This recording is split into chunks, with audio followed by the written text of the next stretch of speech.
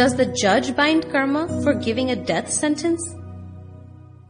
A high court judge was in a dilemma over how he could issue a death sentence after taking jnana, that is, the knowledge of the self.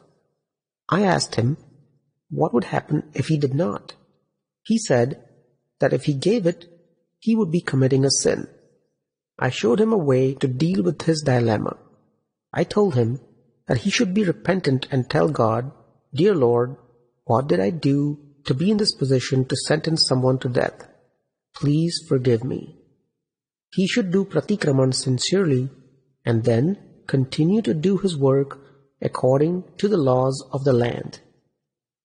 If we seriously injure someone and then do pratikraman, don't we bind karma? You should keep doing pratikraman in his name. The amount of pratikraman that you do should be equal to the pain you caused him. All you have to do is pratikraman. You are not responsible for anything else. If you do pratikraman for any of your actions, 75% of the effect of that act is dissolved. The other 25% remains like the image of a burnt rope. In the next life, it will disintegrate easily. Every cause has an effect. By doing pratikraman, karmas can be shaken off in the next life. Are karma bound or released through chanting and penance? When we do chanting and practice penance, do we bind karmas or do we release ourselves from them? Karmas are bound. Karmas are bound in everything. Even in sleep, you bind karmas. When you do chanting or penance, you bind heavy merit karmas, for which you will receive material happiness in the next life. Dada, how much strength does religion or good deeds have to free you from karma? Dharma and adharma, good and bad deeds, are both effects of karma. They keep you bound in the world. If you know the science, karmas can be destroyed immediately. With dharma, that is religion, morality, punya karmas are bound, and with adharma, non-religion, immorality, pap karmas are bound. With atmagnan, that is knowledge of the pure self, however, karmas are destroyed and burnt to ashes. Dada, if one is discharging both the good and the bad, then how can it be called dharma? With dharma, karmas of punya are bound, and with adharma, karmas of pap are bound. What would you do if someone were to slap you? Would you not slap him back? Double the number and give him back? It is because the unfolding of your effect karma that the man slapped you. He is simply the instrument. Just accept it as a return of your debt and deposit it. Do not give it back. If you do not want to repeat the scene in the next life, do not give it back. The state of doership and non-doership. I believe that anytime you do something wrong, you bind karma. Then, do you not also bind karmas for good deeds? Both good and bad deeds bind karma, right, Dada? You are binding karmas right at this very moment. At the present time, you are binding karmas of very high merit. But there will never be a day when you don't bind karmas at all. Why is that? We are always engaged in some form of activity, whether it's good or bad. Yes, but should there not be a way by which no karmas are bound? How did Lord Mahavir manage to liberate himself without binding karmas? As long as you have this body, you will bind karmas. Do you not have to do certain kinds of activities such as going to the toilet? Yes, the fruits of the karmas that were bound have to be experienced.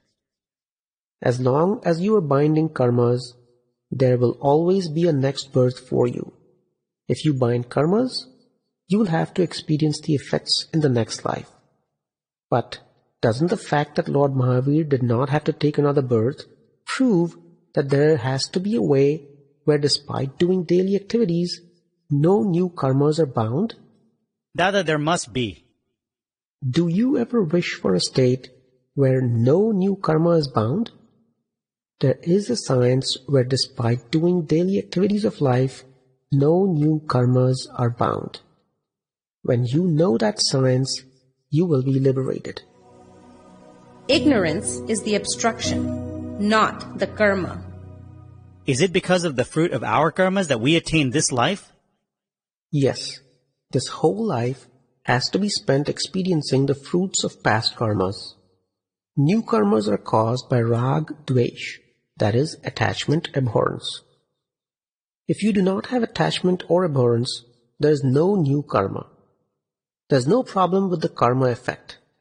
Karmas will have their effects as long as this body exists. The problem is with attachment and abhorrence. The fully enlightened ones tell you to live your life without attachment and abhorrence. Whatever activity you do in this life has no value. Only when attachment and abhorrence occur, a new karma is bound. You are not responsible if attachment or abhorrence do not occur. From birth to death, this body is an effect. Only the attachment and abhorrence are what binds the account. That is why the Vitrags, the fully enlightened ones, tell us to become Vitrag and be liberated. When someone insults me, I know that he is insulting Ambalal Patel.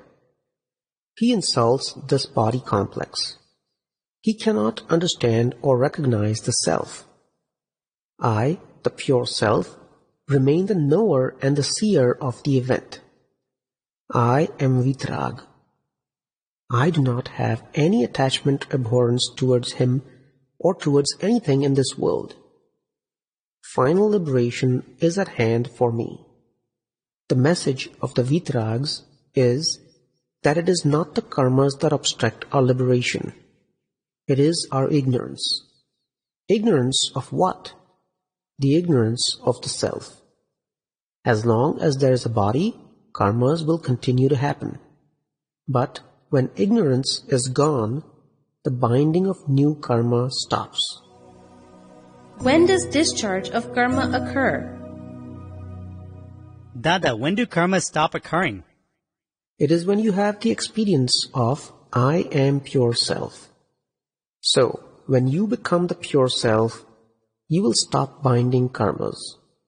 The discharge of karmas will continue until they are completely exhausted. So, how can we stop karmas from binding? Once you come into the nature of the self, no new karma will bind. This happens when the Gnani Purush makes you aware of your own pure self. After that, new karmas do not bind and old karmas continue to discharge. When all the karmas have discharged, you will attain final liberation. Now, do you understand karma? Whenever you become the doer, you bind karma. But once you are freed from that doership, you stop binding new karma. When I release you from the doership, you will stop binding new karmas and only the effects of the old karmas remain. These you will have to experience.